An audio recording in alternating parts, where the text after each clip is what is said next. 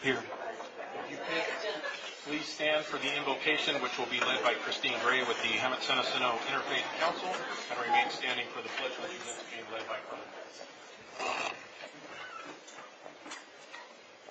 At the beginning of this City Council meeting, we're grateful for the opportunity each of us have to be here. We're thankful for the freedoms that we enjoy in this country. We're thankful for the volunteers and all that they do in this community, for the first responders, for the veterans, and those serving in the military.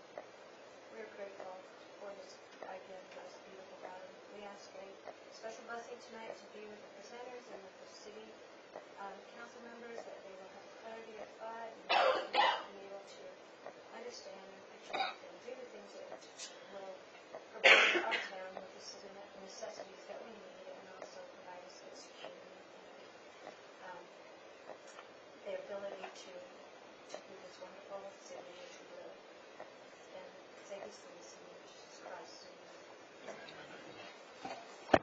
Saluting our flag. I pledge allegiance to the flag of the United States of America and to the republic for which it stands, one nation, under God, indivisible, with liberty and justice for all. Thank you. You may be seated.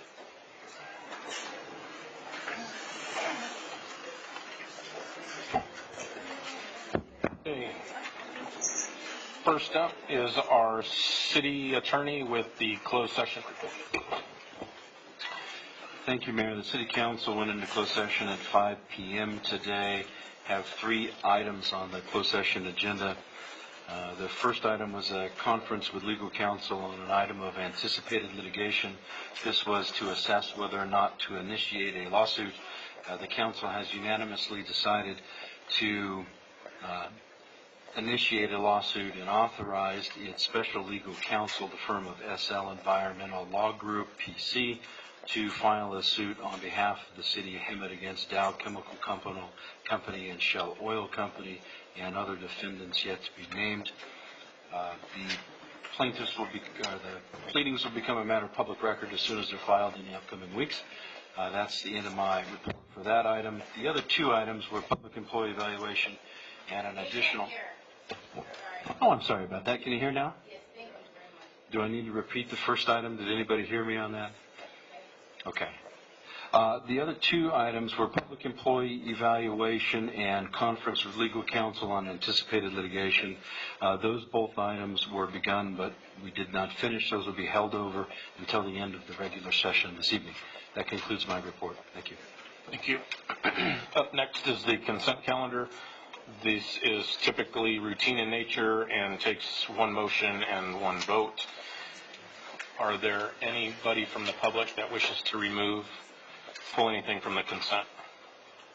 Sarah? Okay. Is there any staff that wishes to pull anything? Mayor, there was 1 item, and I'm trying to find the number of it. Item 22, if we could remove that just to discuss that before you approve it. Okay.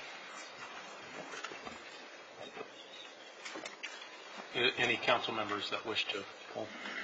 Yes. Real quick, hold on. Deanna?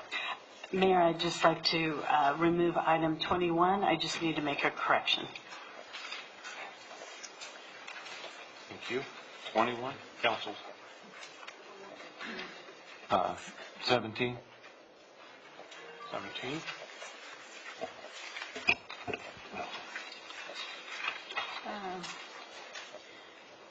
14 and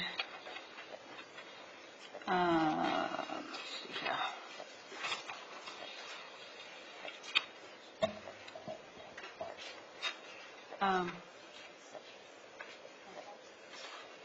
Yeah, 25 25. and 24.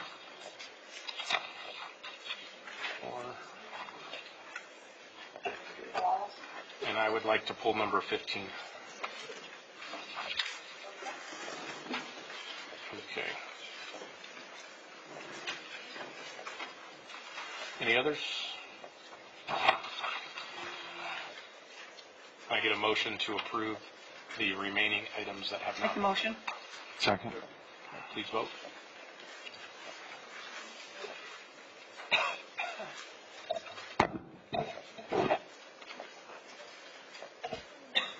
And the balance of those pass.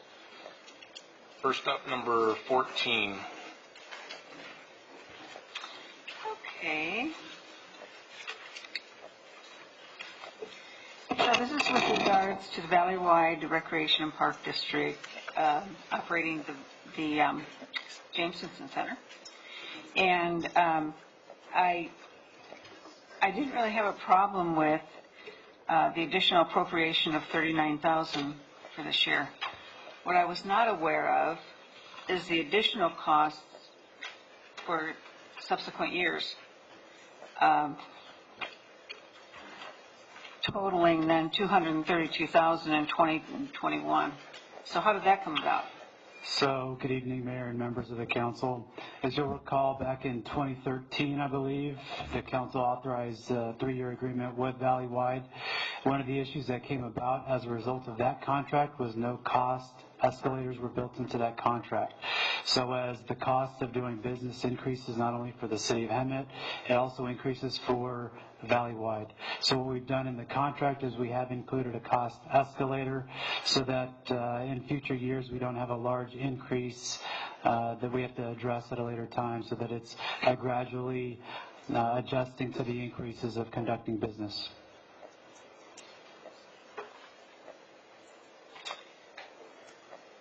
How do we know where we're going to be in 2021?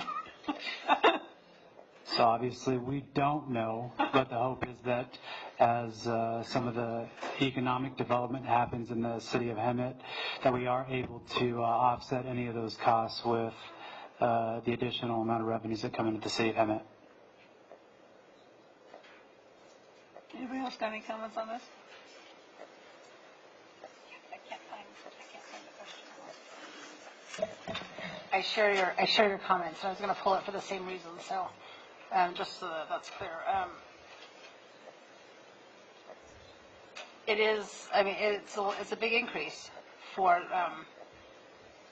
And I don't know. Maybe if Mr. Wetter wants to come up and speak, and maybe address some of these. Yes. So, and Dean and I have talked about the increases over the course of the last few years.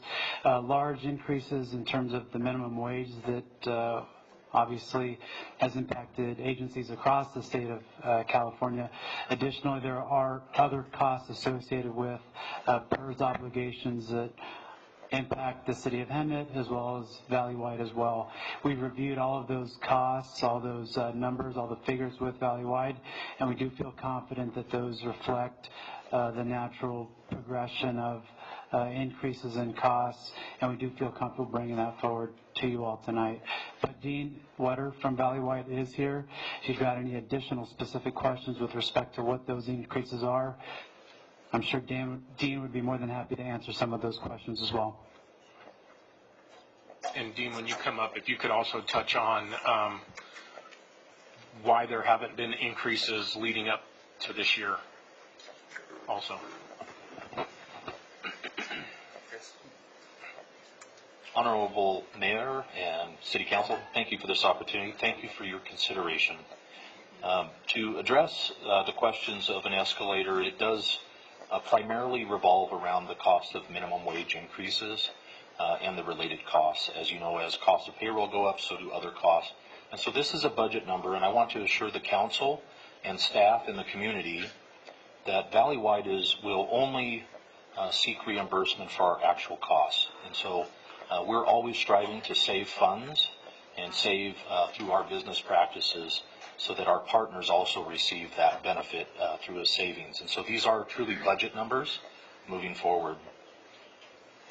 With reference to why there weren't cost increases in the past, it was an agreement between the city and Valley-wide that we would hold our costs at the 2013 number until we were able to enter into a new agreement.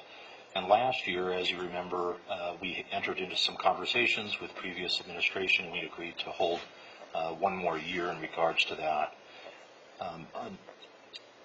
In the situation where we're at today is that certainly the abilities to provide the service have exceeded the amount of revenue to run the costs or run the cost programs. And so that's what this increase reflects, is just the true cost estimates for what we anticipate to be the next 3 years of providing the service.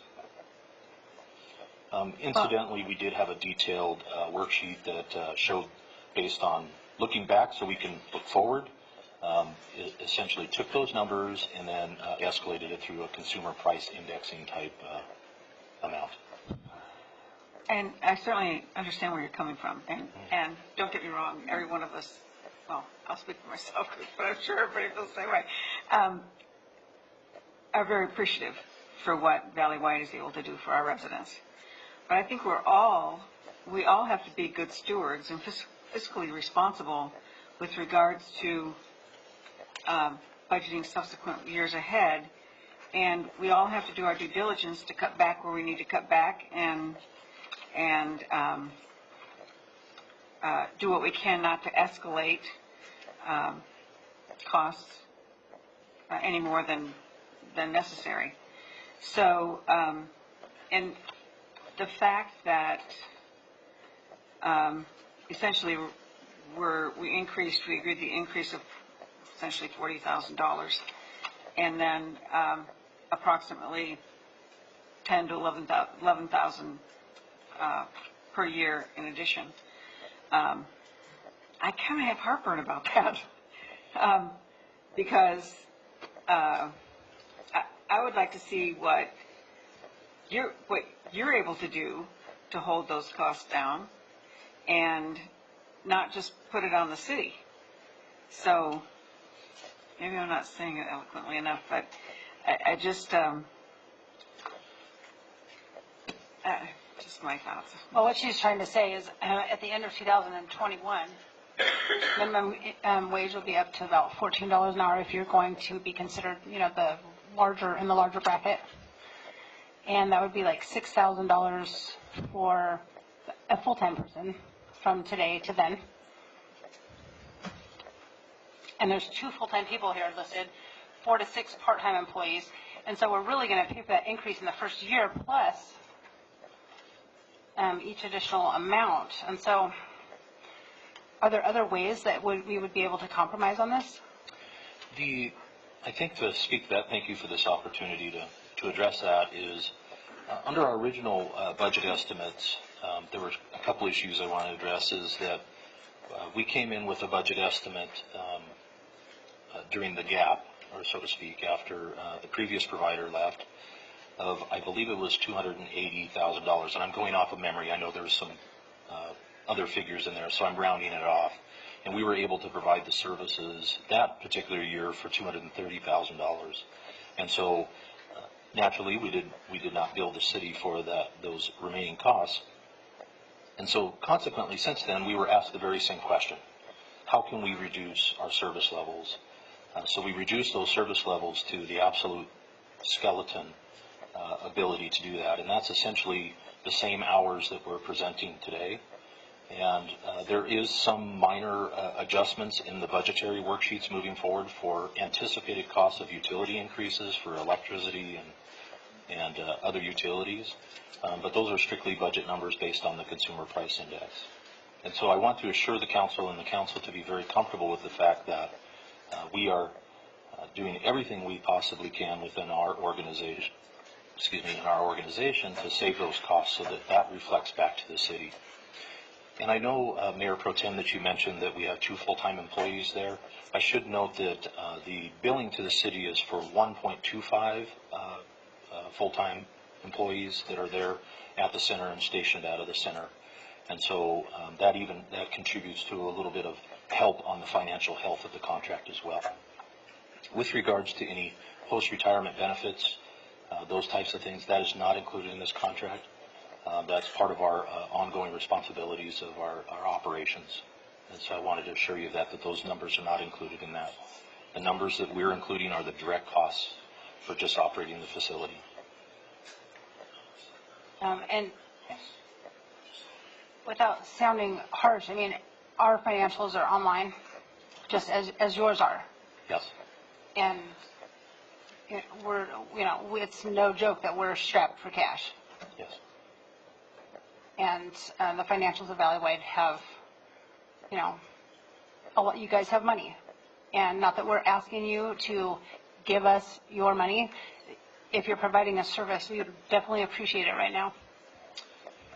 And I think that this Valley-wide does, to answer your question, I would feel compelled to say that Valley-wide's surpluses that are kept in our financial statements, which are open to the community and public, those reserve funds are set aside for specific improvements, mainly as related to community facility districts and landscape maintenance districts. So that's not available cash. Those are categorical funds that have to be used in very specific purposes.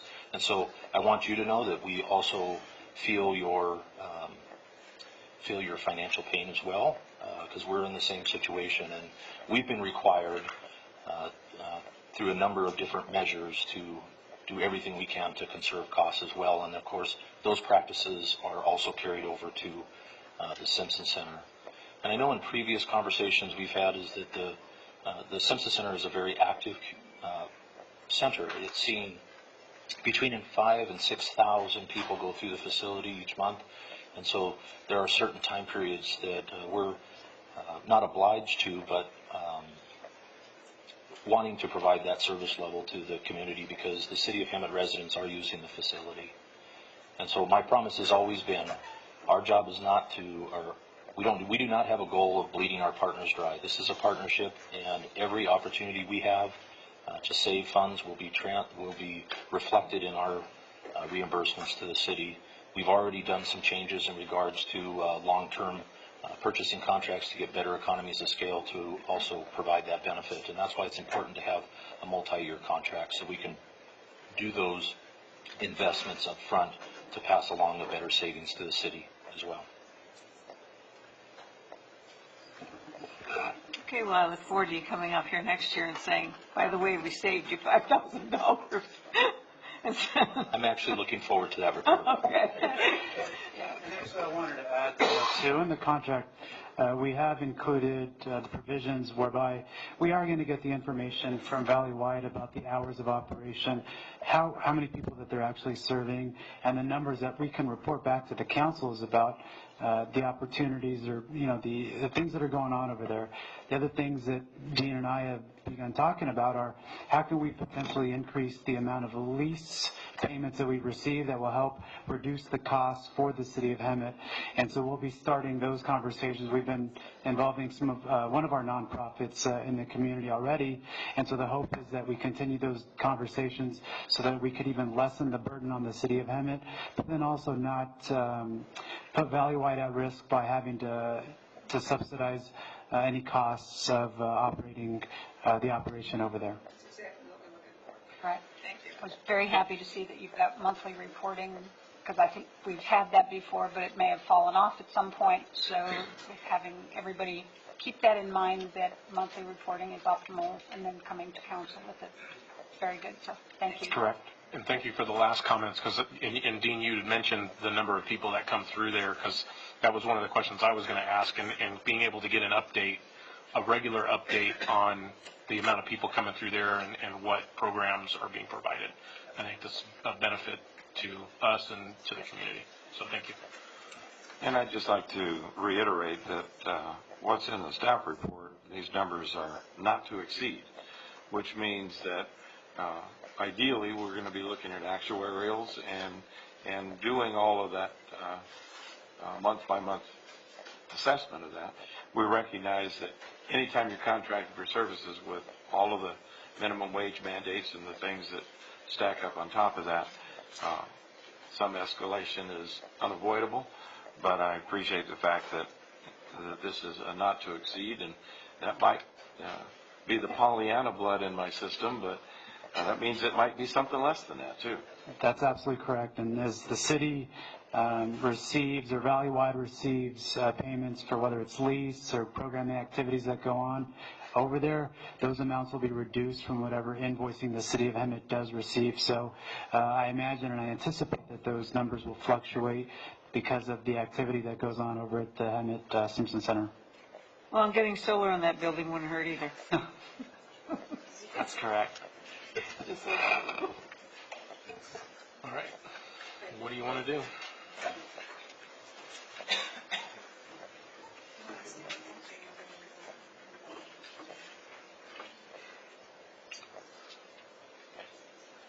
Somebody want a motion to approve this or go the other direction? Okay. Bonnie, motion move to approve. Is there a second? Linda, second. Please vote. Okay, that passes unanimous. Up next, number 15, recommendation by the city manager, third amendment to the agreement with Engineering Solutions Services. I wanted to pull this one because I've had some concerns with engineering on moving forward, so I want to make sure that this is not going to be, that the concerns that have been addressed to me by some members of the public on getting their projects moved through, that this is not going to affect that, or that this doesn't have an effect on that. Mr. City Manager. The hope to the contrary, that it will enable Sudi and her firm to supervise the department as it should be, and some of the pushbacks that we get from engineering that you've addressed with me. Very good. Any other questions on this one? Okay. With that, I'll move to approve number 15. Please vote. Okay, that one passes. Number 17. Russ, I think you pulled that one. Yes. Primarily, I wanted to allow our chief to elaborate a little bit on this state-of-the-art training resource and talk a little bit about the evolution of this type of training and the benefits from it. Well, this is specifically in regards to a use of force simulator that we are looking forward to purchasing. It will help us on a few fronts. One is very interactive training, which can't be beat. It's better than just standing in front of a target, shooting it at a target that's just sitting there. This is actually live interaction with video. It comes preloaded with over 250 scenarios. It has over 2,000 end results from those scenarios. The scenarios are updated with the software each year. And it actually gives us the opportunity to film our own videos. So maybe some of you could be stars in our use of force videos if we need some in the future. Of course, it would all end very nicely with the council. So, but some of the interesting things about this system specifically are, which made it attractive to us, was that the use of force tools, the weapons that are used in the simulator, are only to be used in there. Most of the other simulators, you can actually use the officer's firearms and reload them with different cartridges. That can be very dangerous. Typically, when you go to those type of simulators, you see a few bullet holes in the targets because someone's actually fired real live ammunition. So we're looking forward to having something that's a little bit more safe. This is a portable unit, so we can take it to our range and we can use it up there. We can use it in our briefing room. We can use it wherever we need to, in here if we need to. So it's really state of the art. It's cutting edge. This company, Meggitt, has the contract with every military branch, so the military is actively using this too. So it's a great tool, and we're looking forward to it. I'd just like to editorialize briefly on this because I've experienced a lot of the evolution of this kind of training, and this truly is not just firearms training, but it's training the personnel on de-escalation tactics, and the operator of the system actually has the ability to modify the end result. So if they're evaluating and seeing that the officer is making some good decisions and good tactics, they can actually allow that situation to de-escalate so it doesn't necessarily end in a use of deadly force. So those are some of the dynamics that I think are critical to this component of training, because when you look at a situation in the real world where an officer does have to deploy those resources, this kind of training, being able to have it documented that it's been available and the succession of training schedules and everything is really going to put the city in a much stronger position should a lawsuit result. So I think that it's an unfortunate situation that we have to think about this, but these kinds of technological advances are huge in protecting the officer's safety and also protecting the city against claims. Yeah, we actually spoke to, our last stop on our research was at the Cathedral City Police Department. And when we spoke to the chief out there, he said it's a great tool not only for their officers, but also for the community education. And they bring in their volunteer academy, they bring in the press, they bring in people who in the community don't necessarily have ties with the police work to really understand what it's like to make a quick split decision and the ramifications of that. So all good points which you brought up. So the operator does absolutely control the direction it's headed. The operator also can actually jam the weapon, the firearm. They can make your OC spray not work, so you have to switch it up and use other tools. So it's a real good on-the-fly machine that's going to help us out a lot. Any other questions? Yeah, just two. Because you answered my questions, which is very good. I didn't even talk to you beforehand. You said this is a portable simulator. Is it like in a trailer? What is It actually comes in a big, like a Big box. Velcro box, one of the big heavy-duty plastic boxes. Comes with a laptop computer, and then it sets up the projector. Put it on a... You can put it in a trunk. It easily can be transported, absolutely.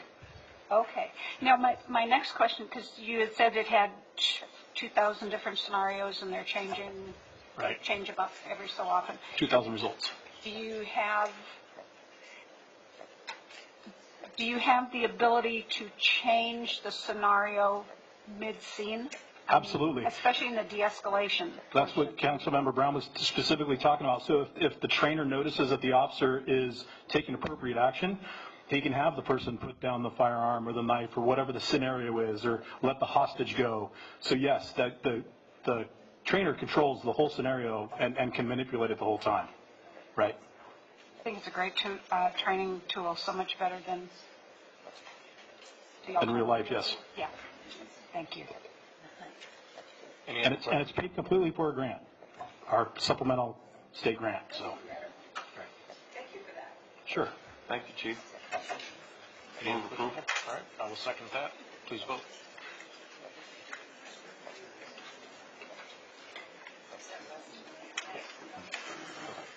All right, that passes. Next one up, number 21. Thank you, Mayor and Council. I just wanted to make a correction in the staff report and in some provisions in the contract. It is a contract amendment we have an existing contract. We're extending it for one additional year for an additional $45,000. However, in the recommended action, it says $84,000. That should be $94,000 for the 2-year contract period. In the contract itself, the numbers are right, but they were spelled out 35 instead of 45. All those changes have been corrected in the original contract that would go forward, but I just wanted to bring that to your attention. This contract is to complete some major planning projects that are underway and hope to be completed this year, and so that would conclude the 2-year contract. Are there any questions for staff? Okay. Thank you. Thank you. I will move to approve item number 20. Please vote.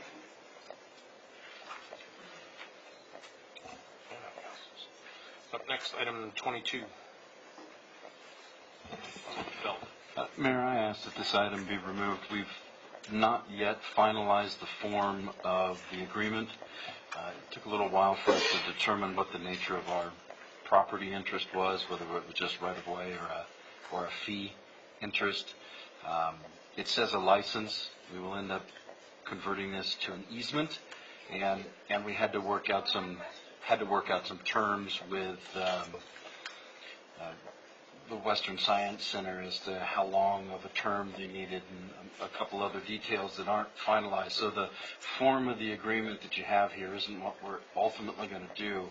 But to keep the ball rolling, because we know this is important for the Science Center, What we're asking you to do is simply authorize the city manager and myself to finish negotiating the terms and preparing them, and then to authorize the city manager to sign the easement.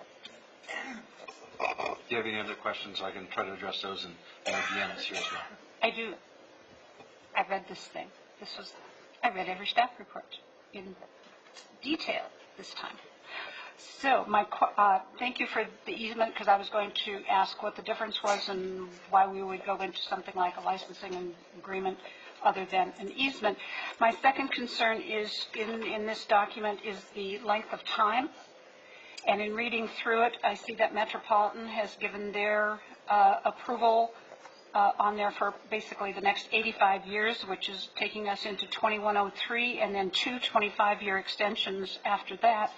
And the city has 20 years and then a year by year. Why can't we go to 2103 and then two automatic 25-year extensions? Because quite honestly, who in the heck is ever going to use anything for that, where that one pylon is going to set? And if the Western Center isn't here in another 100 years, we sure as heck aren't going to be either.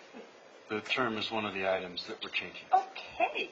We go for Metropolitan so we can have this continuous, and then everybody looks at it at the same time when we're all dead?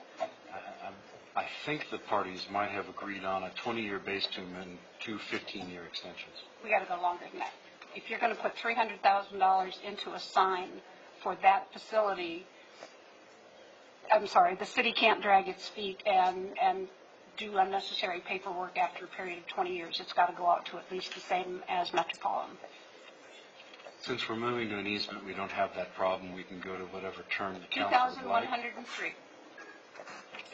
God, that's a long time from now. Even you won't be here. Carly will be I'll here. make a note of that. Thank you. Appreciate that. Any other questions, comments, concerns? Oh, actually I do. I have another one. Because I don't do visualization well on a flat screen. So, as this sign would pertain to the auto center sign, give me an about. Same size, different size, bigger, shorter, whatever. We actually had the same question. So when it was first submitted, we compared it to a number of the other prominent signs in town. The Auto Mall, the Hemet Valley sign, the one over at Burlington, the KPC Center, and it's relatively the same scale and size as that. It has more sign area, but the message board takes up quite a bit of that sign area, and the mastodons at the top are kind of a decorative element. So it is pretty much So the message board is approximately the same size as the Auto Mall sign? Or is it smaller? I believe so.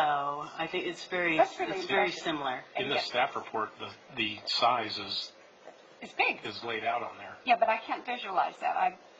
I don't do what you do. I do have, I think in your staff report, and I can also show you, there's a Can you photo show it up there? simulation. Yeah. If I recall, it's like 13 feet from to the bottom of the bottom of Doesn't tell me anything. Hard to see. the light up sign, which is at the bottom. So the message center of the area is right here. So this is, you can't see on this, I'm sorry, it just didn't transfer well onto the PowerPoint, but this identifies down in Valley Lake and Metropolitan Water District.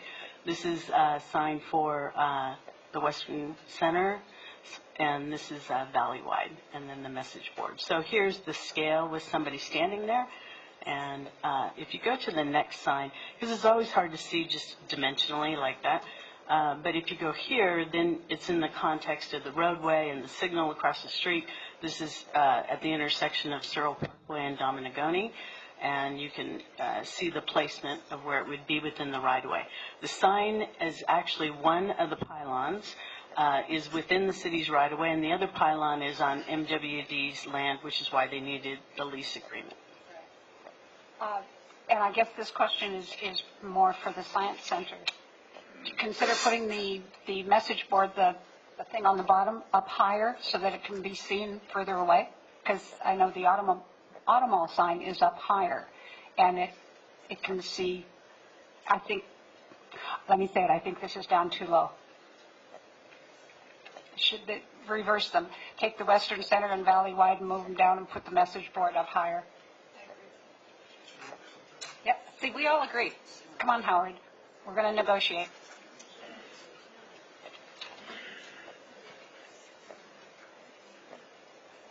I think it's 2-0. It's not going to show up.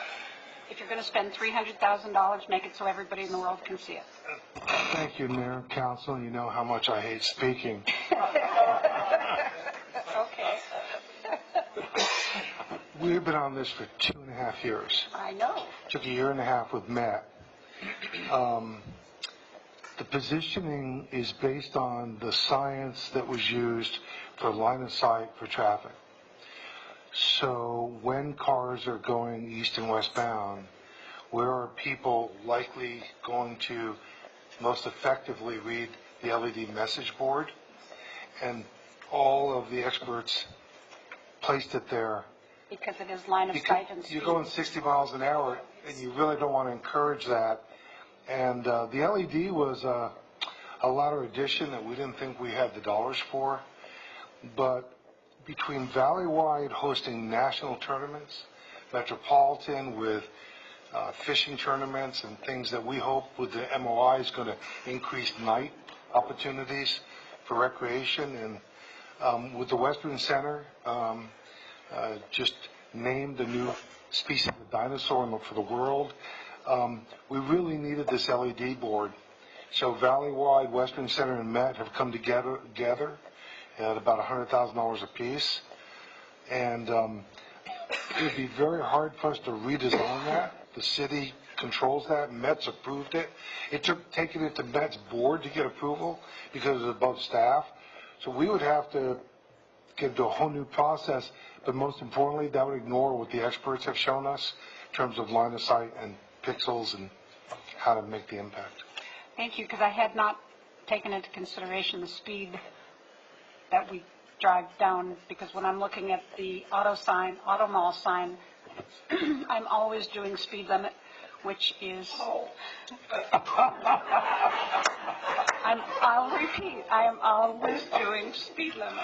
Sure. Or stopped at the traffic signal.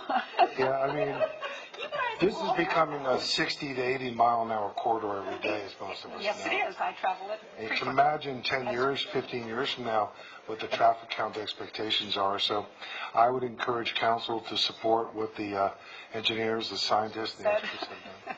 Okay. Thank you. Thank you, Howard. Appreciate that. Okay. Speed limit. You know I drive speed limit. So the attorney has requested that we give him and the city manager the authority to finalize. Am I summing that up right? Yes, ma'am. Correct. Okay, thank you. Okay, and with that, I'll move approval. I'll second. Please vote. All right, that passes. Speed limit. Linda first, Bonnie second. Okay, up next, item 24.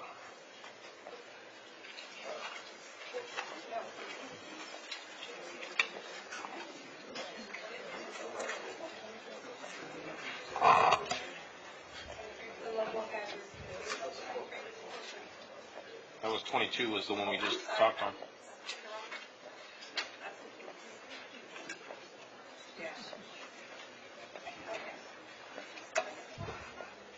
Good evening.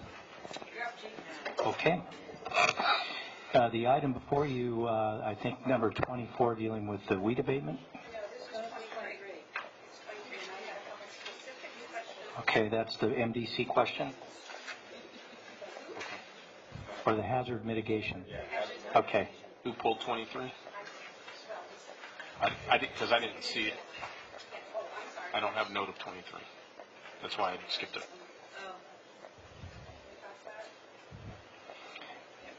We have a hard copy being passed out for you to look at. Yes.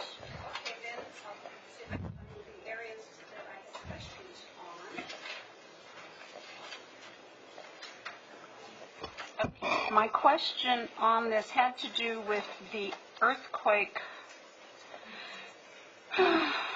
area of buildings that have been identified in the downtown and darned if I can find it.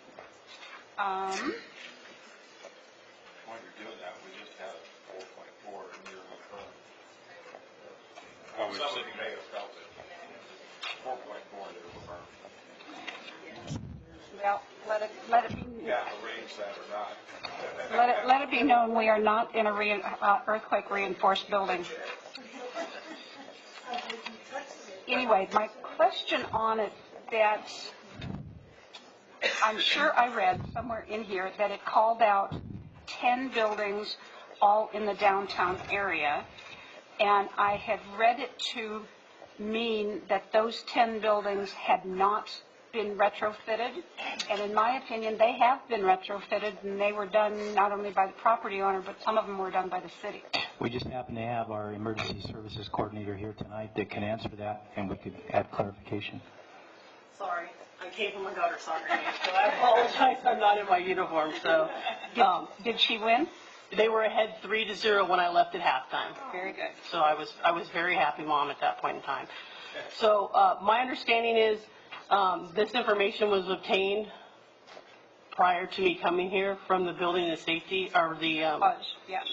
So my understanding, those were not retrofitted, but I can go back and look before we pull it. Please do, because two of the addresses that I believe, one was 117 North Harvard and the other was 123 North Harvard. 123 North Harvard is the Diamond Valley Arts Center, and you can see the big beams, the steel beams that are in there holding everything up. Okay. And I think that entire side of the street, the west side of Harvard, I think most all of those buildings have been done. The church over here has been done, and it was all done before Deanna got here too, but I don't know if Colin McNee was the building inspector at that time.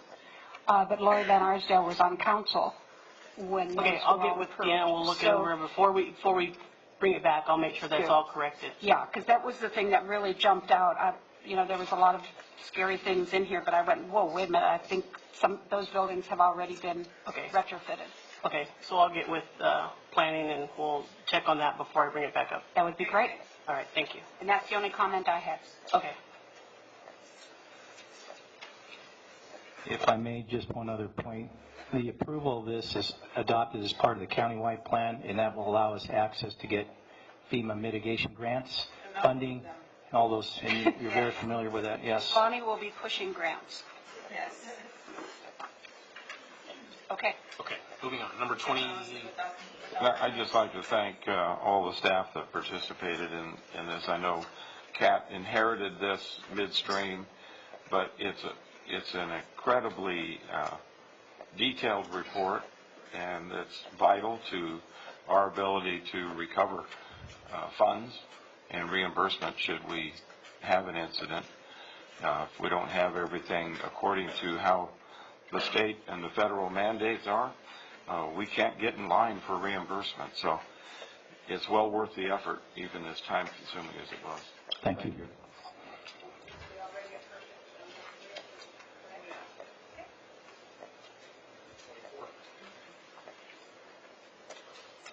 Now we're on the weeds. Okay, we're weeds now. Okay, we're on to the weed abatement.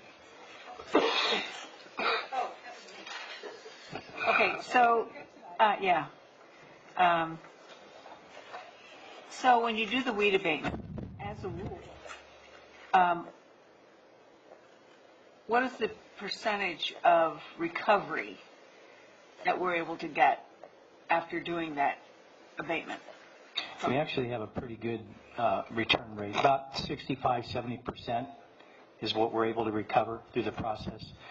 The balance is the cost benefit when we start getting into the lien process involving the attorneys. So last year, if I may dovetail into to reinforce your point, we had a reorganization of CSG, who is our contractor, that helps us with fire prevention services as well as weed abatement. We went into the process of transferring all the APM parcel numbers onto a database that we could look at and use laptop technology so we could better enhance getting out there and reviewing, inspecting. The weakness in the chain are the property owner. So the property owners of record, that takes a tremendous amount of time, effort, If we have a clean trail, then normally that is a very easy process. But I point to last year because we had a tremendous increase in self-compliance. So as soon as they were made aware of it, they were on top of it and corrected it before we had to go to the lien process. So that is the outcome we're trying to achieve, Right. to be as friendly as possible to our homeowners and including our businesses that are impacted by that. And it's still, and who is it that goes out to determine these parcels that need this work done? Well, right now we do two things. We use our CSG contractor. We increase the, I'm sorry, back for you. We increase the contract for CSG to help us with those activities, field inspections, as well as fire safety, life safety inspections that, if you recall, last year I brought to you, we weren't doing state mandated inspections. So what we did was collectively added some additional capacity. We utilize light duty personnel. So we have a light duty program. So if an individual's on a light duty assignment, they have some limitations. They can't get on the fire engine and do their work. They can do a light duty modified, and we use them in that capacity as well. So, and then in some cases, CAT's pressed into service as well. And we all work together to try to get that accomplished. So determining what is more cost effective, obviously the amount, if it's a small parcel, you're not going to worry about a lien and the cost to have that happen, correct? Correct. And so would it be safe to say that maybe 15 to 20%, even 10 to 15% end up being having a lien on the property for non-compliance? Probably a little bit. That's probably in the ballpark, approximate. Okay. But we try to avoid that at all possible, because that ends up being very costly. And I may add, we did add the Lake Mabee parcels have been included in the weed abatement roll, and that's they will be going out on the notice as well. So they've been included. Very much for that. Thank you for. I know that it was getting pretty bad, and certainly was a problem waiting to happen. So thank you for that.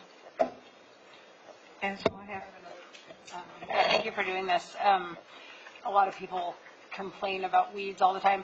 Will your Gov app be a way also for people to report through Public Works that would get to you, just for the sake of the public?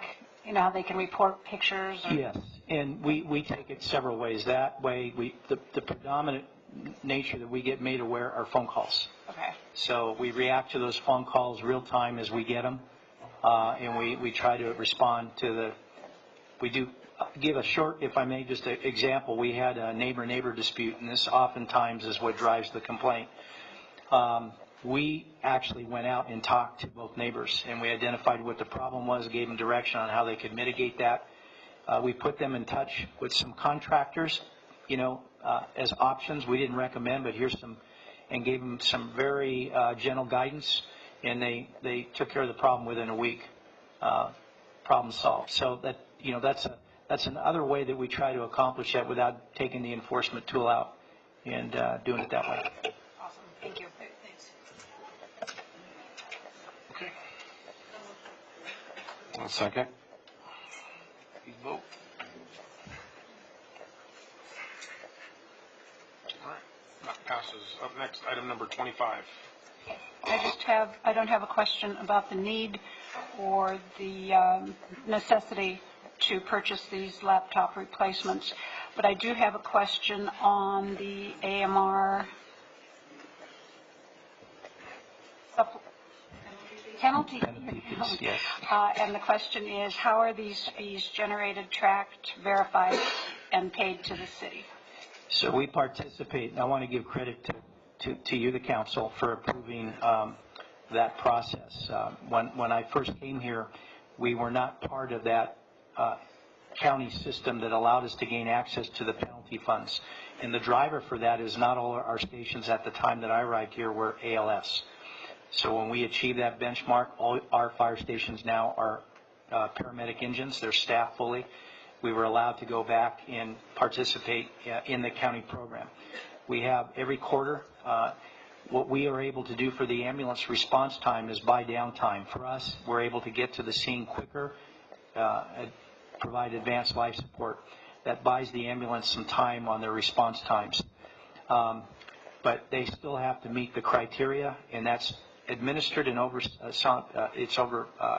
administered by the county, REMSA. And quarterly, they track the data, they interpret the data. We meet with them on a quarterly basis, and then based on the numbers, we're awarded a certain amount of dollars. This last quarter, I believe, was about $80,000. To Finance's credit, to your support, what we've done now is those funds are earmarked. Specifically, they're parked in the general fund. They are a dedicated funding source only for fire, and by contract, we're only allowed to use that for anything that deals with response, EMS-related activities. So in this case, this is really helpful because I think, if I look at Scott, I think 3 years, went back 3 fiscal years, where we were attempting to include the replacement needs of our MDCs, and we just simply didn't have the funding. This is before you tonight because half the fleet is not working. It's a firefighter safety issue. We're also going to update and go from the air cards, which is the technology, to a hardwired cradle point. So connectivity and reliability are going to improve 100%. So those are the two things that we're getting out of this process, including putting an MDC in the truck company. Truck 4 at Station 4 has not had an MDC in it, and that is a real safety and operational issue. So we'll be able to address that, including putting a new MDC in the medic unit that you just approved for this fiscal year. Thank you. The question I have is, everybody gets the Best Buy ad. Yeah. And so, my question will be, the cost of 8 computers for that much money. Maybe you could talk about that. No, and it's a good question because these are not commercial grade. These are commercial grade specific to public safety. So the specifications of these MDCs are specific to the public safety. They're the same model and spec as what is used in law enforcement. Law and fire use this across the board.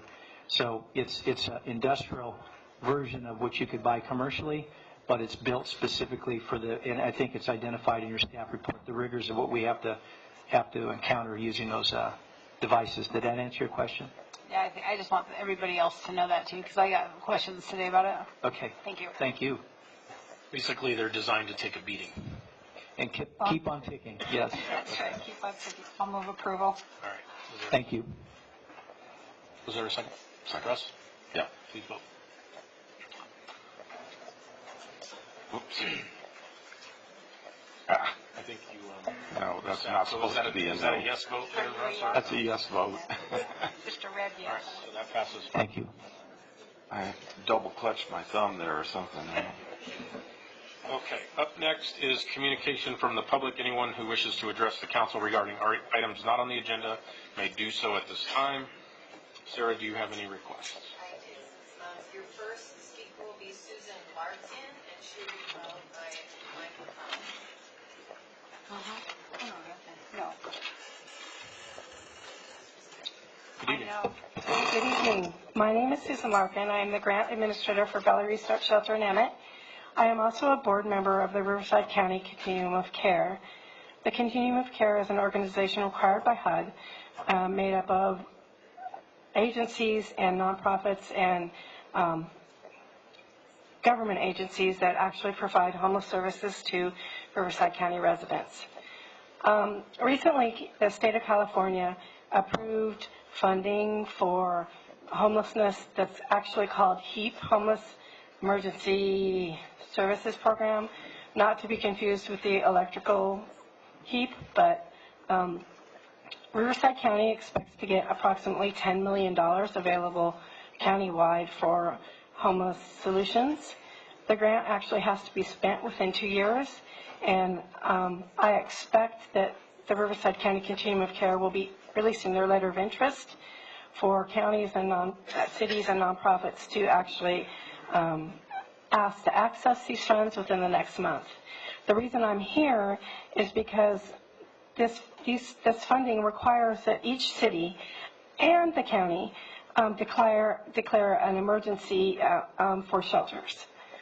Excuse me. So I have spoken to Bonnie and to Linda Krupa about this, but I wanted to make sure that you and the public understand that if the city does not declare a state of emergency for shelters, that the nonprofits as well as the cities in the area cannot access these funds and will be losing out on money that we can help continue to address the homeless population situation. Thank you. Thank you very much.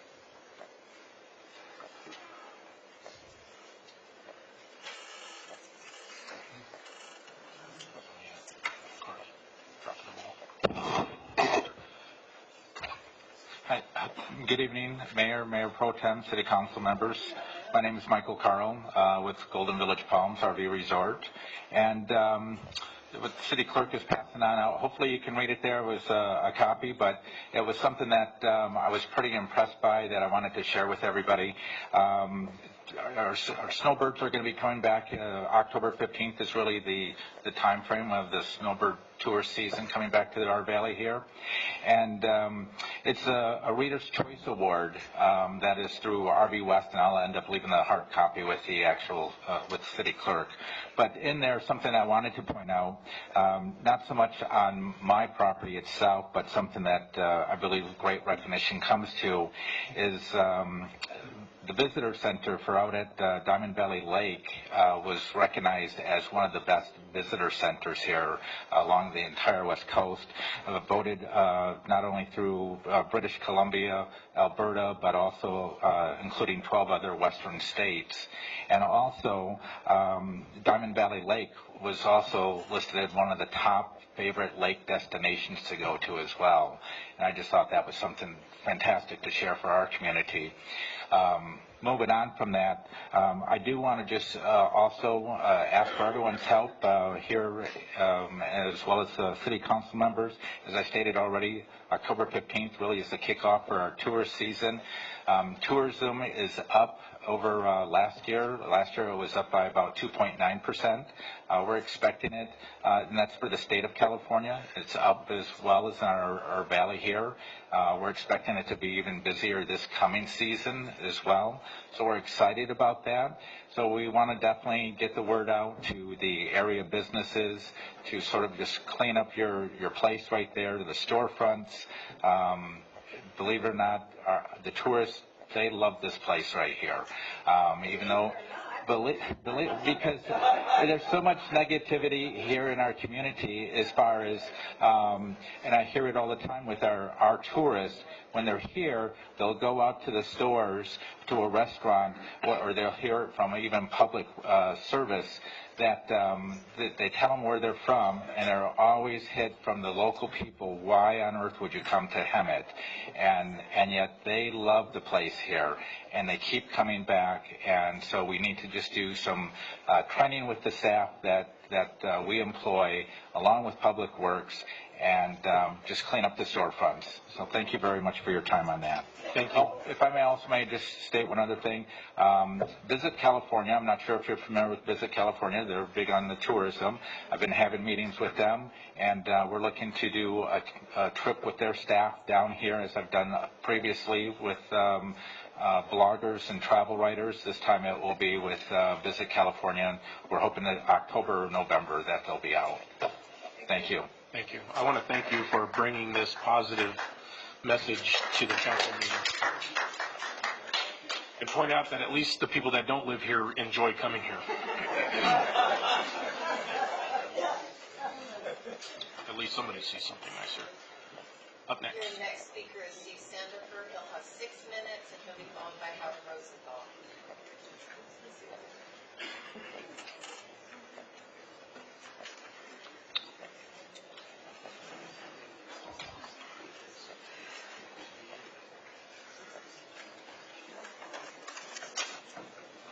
Good evening, sir. Mayor, Council.